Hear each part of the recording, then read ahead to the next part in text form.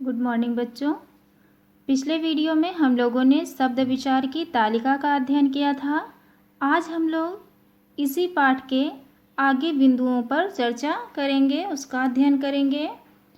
शब्द विचार में इसे समझने के लिए सर्वप्रथम हम कुछ वाक्य लिखे हुए हैं, जैसे नेहा खेलती है, रीमा पढ़ रही है। ये कुछ वाक्य हैं आपके, आप इन्हें देखिए कि ये जो वाक्य बने हुए हैं वो किससे बने हुए हैं? शब्दों के मेल से। इन वाक्यों में शब्द है ना, तो शब्दों के मेल से ये वाक्य बने हुए हैं, ठीक। और शब्द कैसे बनते हैं? वर्णों के मेल से, विभिन्न अक्षरों के मेल से शब्द बनते हैं और विभिन्न शब्दों के मेल से क्या होता है? वाक्य बनता है। तो शब्द क्या होता है? आपको इतना समझ में आया होगा कि वर्णों का मेल होता है, ठीक है। जैसे आपका मान लीजिए कि यहाँ पर हमने का लिखा, माँ लिखा और ला लिखा, तो ये का, म, ला अगर अलग अलग है तो ये वर्ण है, लेकिन अगर इन्हें हमने एक साथ लिखा तो ये क्या हो गए?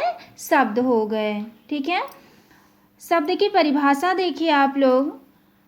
वर्णों का वह सार्थक एवं क्रमबद्ध समूह जिससे किसी निश्चित अर्थ का बोध होता है उसे शब्द कहते हैं। शब्द किसे कहते हैं? वर्णों का वह सार्थक मतलब अर्थ सहित और क्रमबद्ध समूह मतलब कि क्रम से वर्णों को लिखा गया हो और जिससे किसी निश्चित अर्थ का बोध होता हो उसे क्या कहेंगे? शब्द कहेंगे। केवल वर्णों के मेल को बेटा हम लोग शब्द नहीं कह सकते हैं। शब्द हम उन्हीं वर्णों के समूह को कहते हैं जिनका कोई निश्चित अर्थ निकलता है, ठीक है। बिना अर्थ वाले वर्ण समूह को क्या कहा जाता है? शब्द नहीं कहा जाता है। वे भले ही वर्ण समूह हो, लेकिन यदि उनका अर्थ नहीं निकल रहा है तो वह शब्द की श्रेणी में नहीं रखे जाएंगे। अब शब्द आपके जैसे कुछ भी आप जो है लिख सकते हो, कमल, पानी, भोजन, ठीक है, घर, नदी। आप अपने इच्छा अनुसार जो है स्वयं से उदाहरण लिख लीजिएगा शब्दों का। नेक्स्ट आपका हम देखेंगे, हमने देखा था उस तालिका में कि शब्दों का वर्गीकरण जो किया गया है वो 4 आधार पे किया गया है, जिसमें से एक आधार आपका रचना, व्युत्पत्ति या बनावट का भी था, ठीक है। तो इसको हम लोग पढ़ेंगे। रचना, व्युत्पत्ति या बनावट के आधार पर शब्द के कितने भेद होते हैं? आपने तालिका में पढ़ा था, लेकिन फिर दोबारा आप देख लीजिए कि रचना के आधार पर शब्द के 3 भेद होते हैं, ठीक है। रचना पूछा जाए या व्युत्पत्ति पूछा जाए या बनावट पूछा जाए, तीनों चीज़ें एक ही बात है बेटा। तो 3 भेद होते हैं, जिसमें से प्रथम भेद आपका जो है वो है रूढ़ या रूढ़ी। अगर रूढ़ है तो इसका अर्थ होता है प्रसिद्ध, यदि रूढ़ी है तो इसका अर्थ होता है प्रसिद्धि। अब रूढ़ शब्द कौन से शब्द होते हैं? वे शब्द जो किसी विशेष वस्तु के लिए प्रसिद्ध होते हैं तथा जिनके खंड निरर्थक होते हैं उन्हें रूढ़ शब्द कहते हैं। वे शब्द जो किसी विशेष वस्तु के लिए प्रसिद्ध होते हैं और जिनके खंड कैसे होते हैं? निरर्थक होते हैं। अर्थात उन शब्दों का यदि हम खंड कर देंगे तो उनका अर्थ नहीं निकलेगा। ऐसे शब्दों को हम क्या कहते हैं? रूढ़ कहते हैं। जैसे आपका ले लीजिए घर, ठीक है, पगड़ी। कुछ उदाहरण आप लोग स्वतः से लिखिएगा, खोजिएगा, क्योंकि पिछले कक्षाओं में आप लोगों ने इसके बारे में पढ़ा है। अब घर हमने लिया है, घर किसी विशेष वस्तु के लिए प्रसिद्ध है ना, घर सब जानते हैं क्या है। अब यदि हम इन्हीं शब्दों को अलग कर दें, घा अलग कर दें, सॉरी अक्षरों को घा अलग कर दें और रा अलग कर दें, तो ये कोई मतलब इनका निकल रहा है। इसी तरह से पगड़ी, पा अलग लिख दें, गा अलग लिख दें और री अलग लिख दें, तो ये 3 खंड जब इनके हो गए, इस शब्द के 3 खंड हो गए, तो ये क्या हो गया? निरर्थक हो गया। इसका खंड सार्थक नहीं होता है। कैसा होता है? निरर्थक होता है। कुछ उदाहरण आप स्वतः बेटा जरूर लिखिएगा। नेक्स्ट आपका यौगिक शब्द है। यौगिक शब्द किसे कहते हैं? योग का अर्थ ही होता है जोड़ना, है ना। तो यौगिक शब्द में निश्चित है कि क्या होगा? कुछ जोड़ा जाएगा। क्या होता है? वे शब्द जो 2 या 2 से अधिक सार्थक खंडों के मेल से बनते हैं उन्हें यौगिक शब्द कहते हैं। कैसे शब्द यौगिक होते हैं? जो दो या दो से अधिक सार्थक खंडों के मेल से। सार्थक खंडों मतलब कि ऐसे शब्दों या ऐसे शब्द के खंडों से मिलकर बनते हैं जिनका अर्थ होता है, उन्हें यौगिक शब्द कहते हैं। जैसे आपका हो जाए विद्यार्थी, ठीक है, और हो जाए आपका हिमालय। अब यहाँ पर हमने दो शब्द लिखे हैं, विद्यार्थी और हिमालय।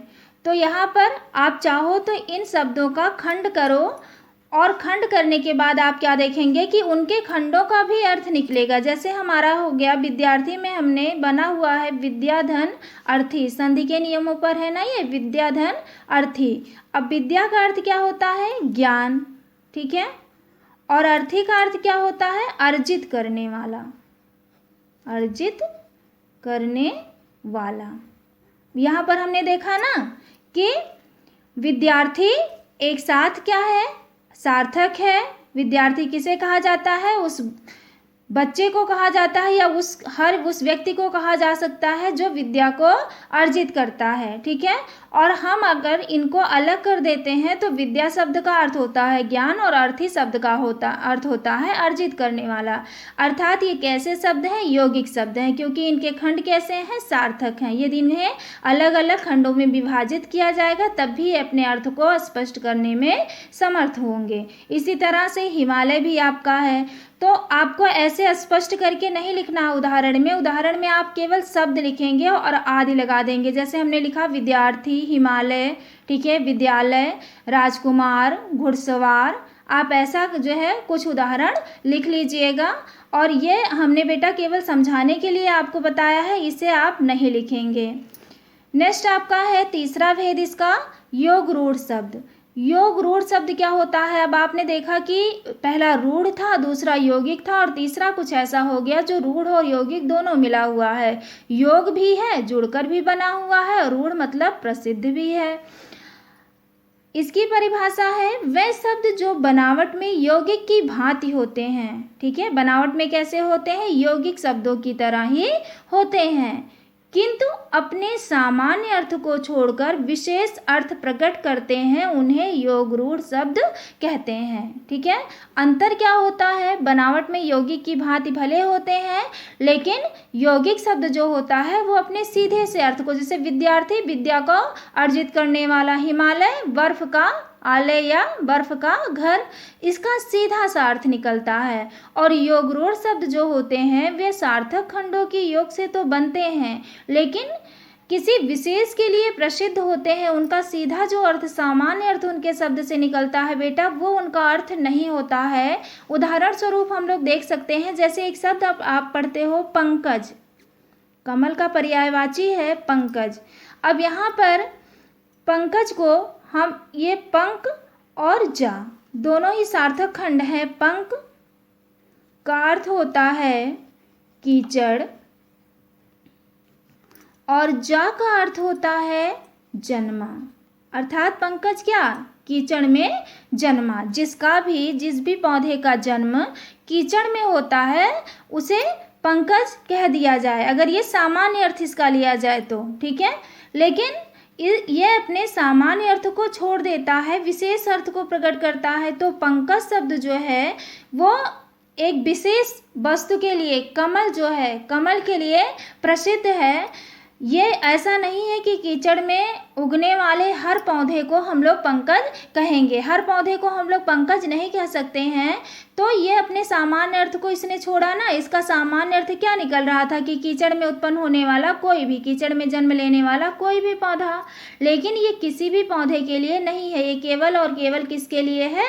कमल के लिए है, ठीक है। तो इसने अपने सामान्य अर्थ को छोड़ दिया। योग रूढ़ शब्द क्या होते हैं? ऐसे शब्द होते हैं जो दो सार्थक खंडों से मिलकर बनते हैं, यौगिक की भांति ही बनते हैं, किंतु अपने सामान्य अर्थ को सीधे से जो उसका अर्थ निकलता है उसे छोड़ करके वह किसी विशेष अर्थ को प्रकट करते हैं। ठीक है, ऐसे शब्दों को हम योग रूढ़ कहते हैं।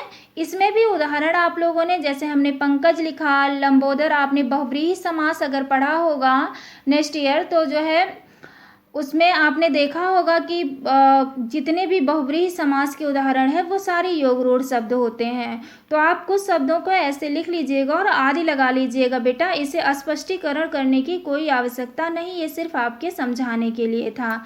अब आपका आज का क्वेश्चन है, पहला क्वेश्चन आपका है कि शब्द किसे कहते हैं, इसकी परिभाषा लिखें। ठीक है, और नेक्स्ट क्वेश्चन आपका है उत्पत्ति के आधार पर,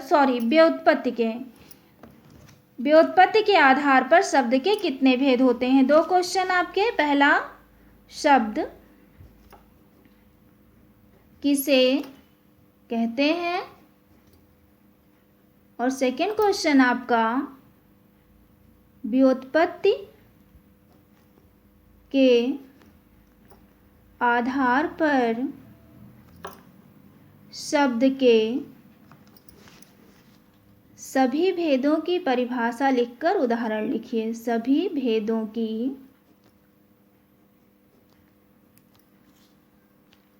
परिभाषा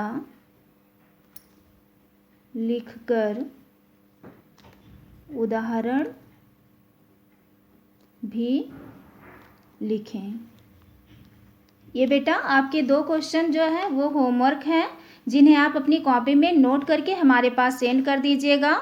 और यदि आपको कोई क्वेश्चन में प्रॉब्लम आ रही है तो हमारे व्हाट्सएप नंबर पर या हमसे कॉल करके बात कर लीजिएगा। धन्यवाद।